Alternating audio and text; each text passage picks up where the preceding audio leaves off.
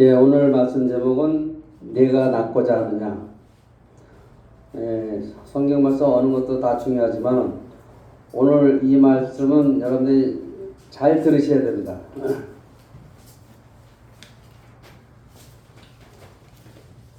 이스라엘을 애굽의 400년 노예 생활에서 구출한 위대한 지도자 모세는 40년 동안 이스라엘 지도자로 이스라엘 백성을 인도했습니다. 누가 뭐래도 위대한 지도자여 믿음의 사람이여 충성된 하나님의 사람인 것은 분명합니다. 그러나 그가 비스기산 언덕에 올라가서 요단강 건너편 저 앞에 있는 가나안 땅을 멀리서 바라보며 그리워했습니다. 저 요단강 건너 가나안 땅에 들어가고 싶은데 아직 그런 여건이 되지 못해서 또 하나님의 허락이 있지 않아서 들어가지 못하고 멀리서 바라보며 점점 나이가 많아진 것도 느끼고 쇠약해지는 것도 느끼면서 하나님 앞에 절실히 기도합니다. 아주 절절한 기도입니다. 하나님, 목매도록 잊지 못하는 저 가나안 땅, 온 백성과 함께 들어가지 못한다고 하더라도 죽기 전에 저 혼자라도 정탐꾼처럼 좀 들어가서 저 가나안 땅을 발로 밟으며 한번 다녀오고 그런 다음에 돌아와서 세상을 마치고 싶습니다.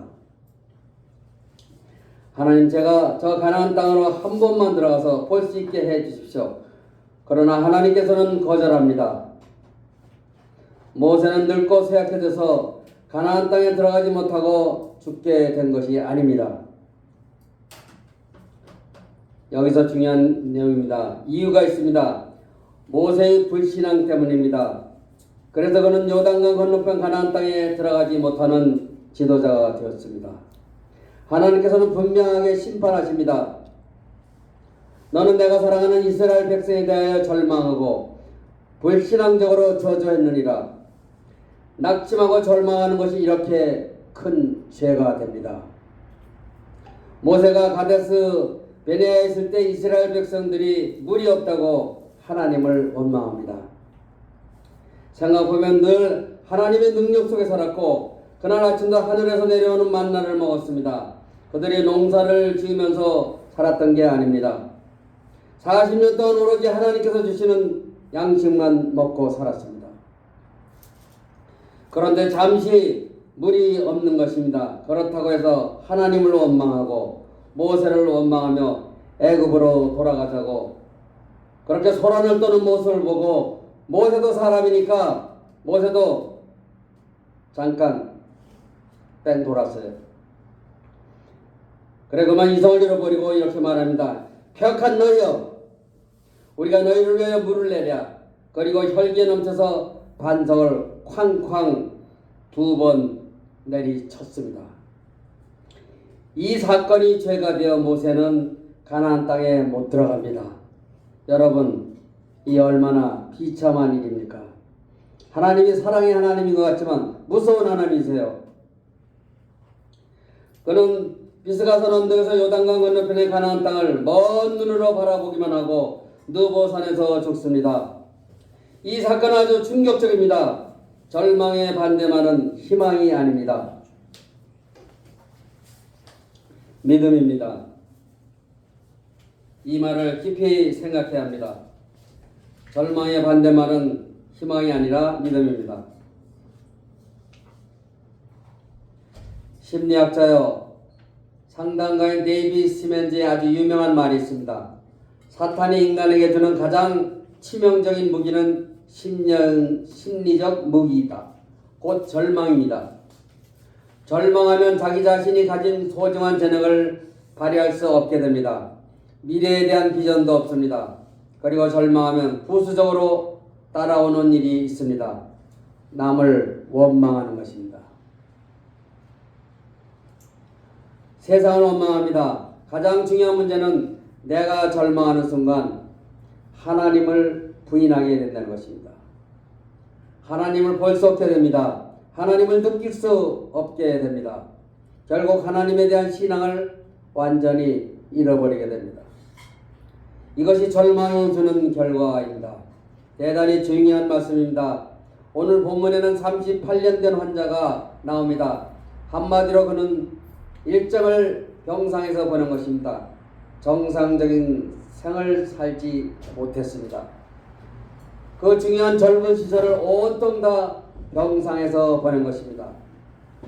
명절에 많은 사람이 모여서 축하하며 즐기고 있지만 예수님께서는 홀로 모른지기 가장 고독한 사람, 가장 불행한 사람, 모든 사람 가운데 가장 절망적인 사람을 찾아가십니다.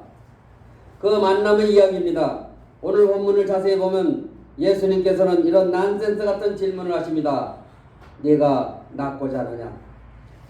세상에서 병자들 가운데 낫고자 하지 않는 사람이 어디 있겠습니까? 얼마나 오래 병을 앓았든 어서 건강해지고 싶은 것이 환자들의 소원이 아니겠습니까? 그런데 낫고자 하느냐 하고 물으시니 이게 말이 됩니까?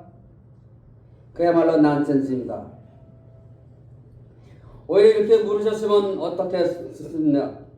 내가 아직도 낫고자 하느냐? 내가 아직도 건강해지고 싶다는 소망을 잃지 않았느냐? 이렇게 물으시는 것이 더 맞지 않나 싶습니다. 하지만 예수님께서는 분명히 낫고자 하느냐 하고 물으셨습니다.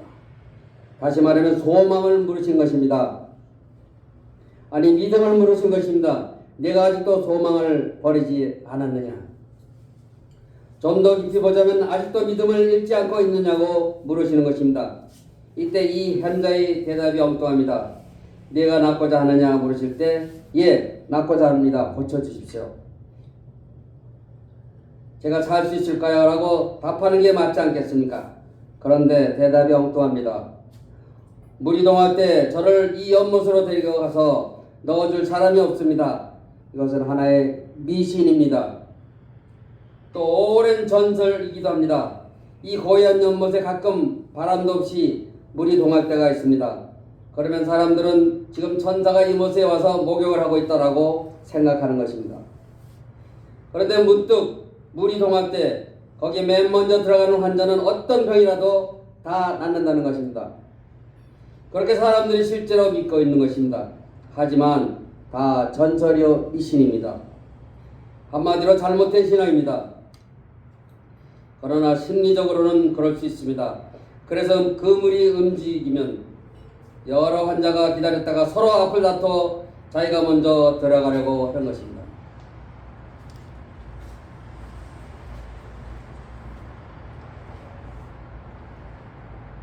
그렇게 제일 먼저 들어간 사람이 병이 낫는다 이것입니다. 하지만 이 사람은 물이 동할 때 혼자서 들어갈 수 없는 기력이 없습니다.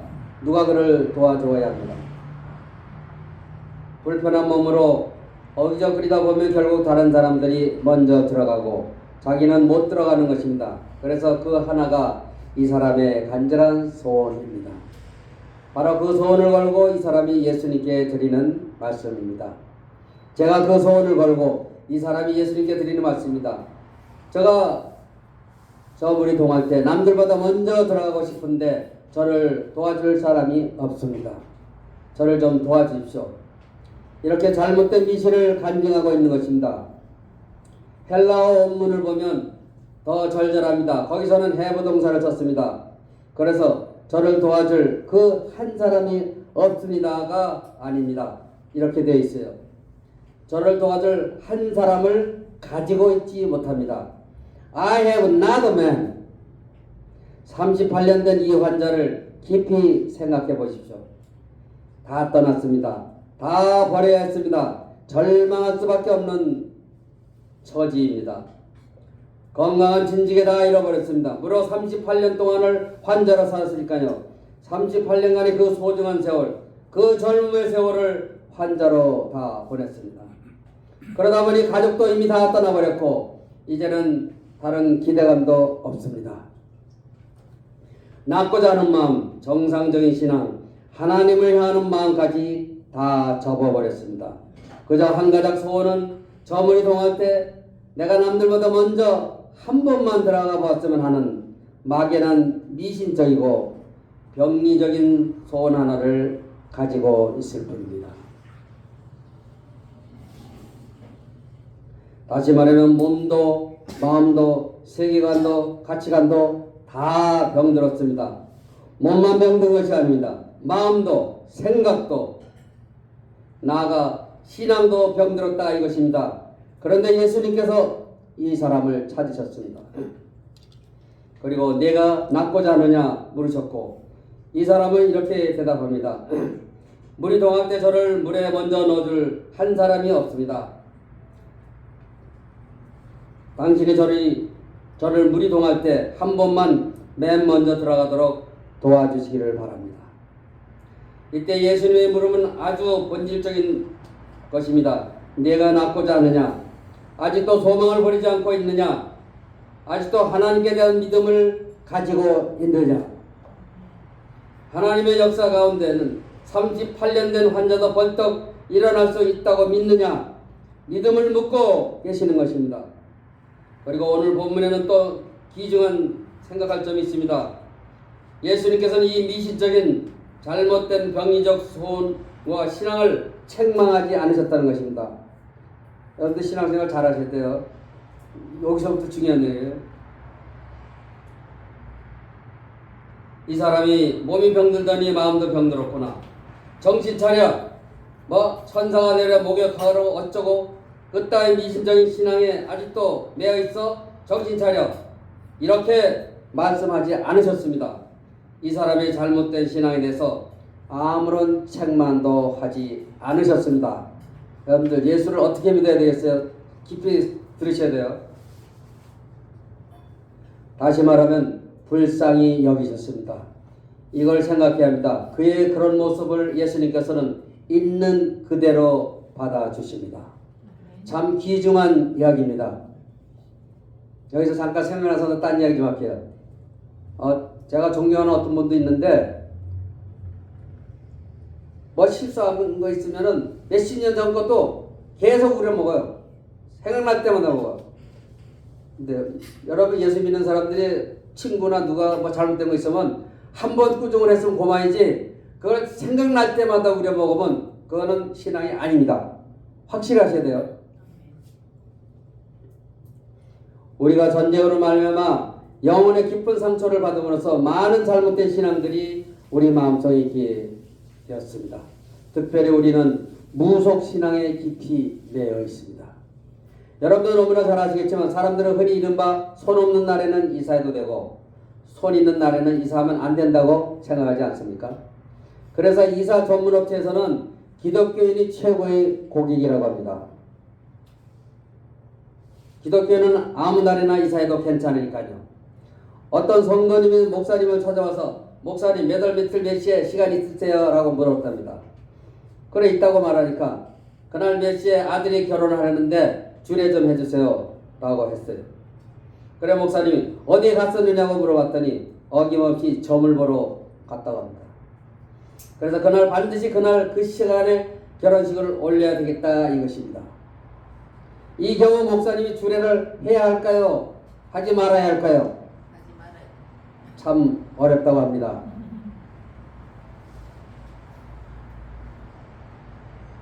그러나 오늘 예수님께서는 이 잘못된 신앙, 이 미신적인 신앙에 대해서 꾸짖질 않으셨습니다. 왜냐하면 그럴 수밖에 없었으니까요. 그 자체가 병이니까요. 굉장히 차원이 높은 얘기예요. 여러분들 신앙 자세를 점검해 보세요.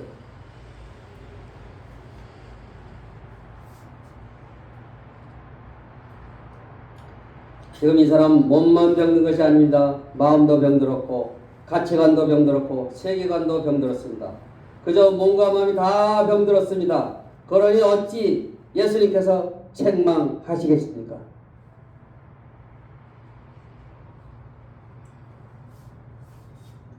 예수님께서는 이 사람의 잘못된 신앙에 대해서 한마디도 꾸짖지 아니하시고 엉뚱한 말씀을 하십니다. 일어나 걸어라. 아니 이게 어디 될 법한 말입니까? 38년 동안 누워있는 사람입니다. 그런 사람을 향해서 다짜고짜 일어나라고 하십니다. 놀라운 것은 이 사람이 예수님의 말씀에 순종해서 일어났다는 것입니다. 무엇입니까? 지금 이 순간 이 사람이 마음이 어떨 것 같습니까? 보통 사람이라면 예수님께서 일어나라고 하실 때 아마도 이렇게 큰 소리 쳤을까요? 여보시오, 누군 일어날 줄 몰라서 38년 동안이나 누워있은 줄 아시오? 어찌 그런 말도 안 되는 소리 하시오? 잔소리하지 말고 무리동할 때 나나 좀 데려다 주시오. 내 마지막 소원이니 한 번만 들어주시오. 그렇지 않습니까? 한데 이 사람은 예수님께서 마치 건강한 사람한테 말씀하시듯 일어나라고 하실 때 바로 벌떡 일어났습니다. 아멘.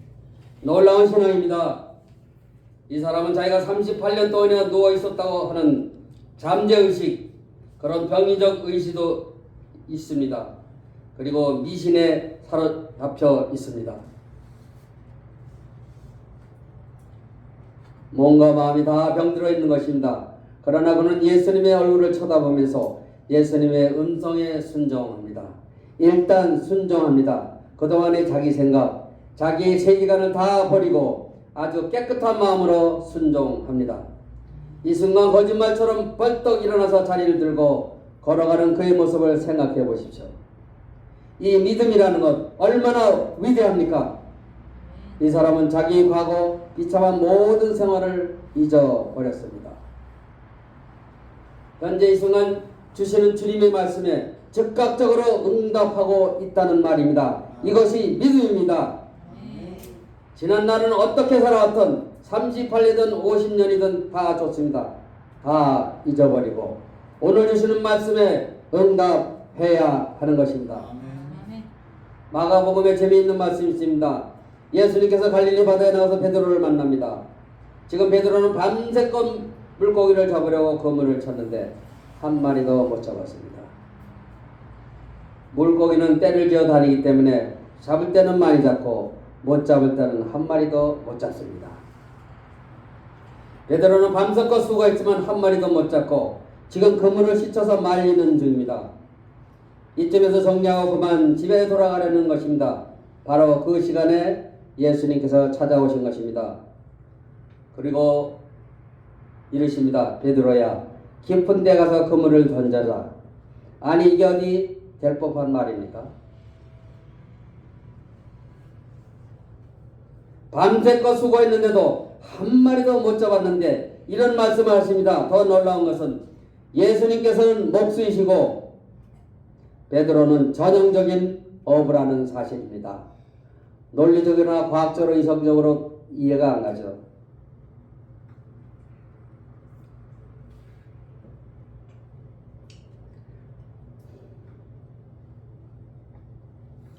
밤새껏 수고해서 한 마리도 잡지 못했습니다마는 말씀하시니 그물을 내리리다 하고 베드로가 순종합니다. 그런 결과 가득 잡았어요. 베드로는 깜짝 놀랐습니다. 그리고 예수님 앞에 무릎을 꿇습니다. 저는 죄인입니다. 저를 떠나십시오. 어떤 죄인입니까? 일반적인 의미의 죄인이 아닙니다. 예수님께서 깊은 데로 가서 그물을 던지라고 말씀하실 때 베드로는 저는 그 말씀을 믿지 않았습니다. 어쩌면 빈 그물을 들고 보시라고요. 이렇다니까요. 하고 반항하고 싶었어요. 그 죄, 곧 불신앙의 죄를 자복하는 것입니다. 주님의 말씀을 따를 수 없다는 의심, 바로 그 죄를 자복하고 있는 것입니다. 여기서 깊이 생각해야 합니다. 밤새껏 수고해서 잡은 것이 없습니다마는 그물을 내리다 그 순간이 매우 중요합니다.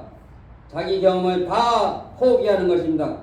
자기의 관측도 포기하는 것입니다. 그리고 주님의 말씀에 온전히 순종합니다. 아브라함이 고향을 떠납니다. 네 부모와 친척을 떠나라. 이 말씀에 떠납니다. 가는 곳을 알지 못합니다. 하지만 떠나라는 말씀 하나만 듣고 그는 떠납니다. 그것이 믿음입니다. 성경은 이렇게 말합니다. 아브라함이 갈 바를 알지 못하고 고향을 떠납니다. 오직 믿음에 즉각적이고 전폭적으로 완전히 순종하는 순간 내 본래의 많은 경험과 생각, 절망과 낙심을 다 버리는 것입니다. 아멘. 그리고 오직 말씀에만 운명을 거는 것입니다. 여러분, 이것이 믿음임을 알아야 합니다. 아멘. 결정적 순간입니다. 내 소원은 물이 동할 때 한번 들어가 보는 것입니다. 그러나 내 소원을 버리고 일어나라고 하시는 주님의 말씀에 즉각적으로 순종하면서 그는 크신 능력을 힘입어 새 사람이 됩니다. 아주 단순합니다.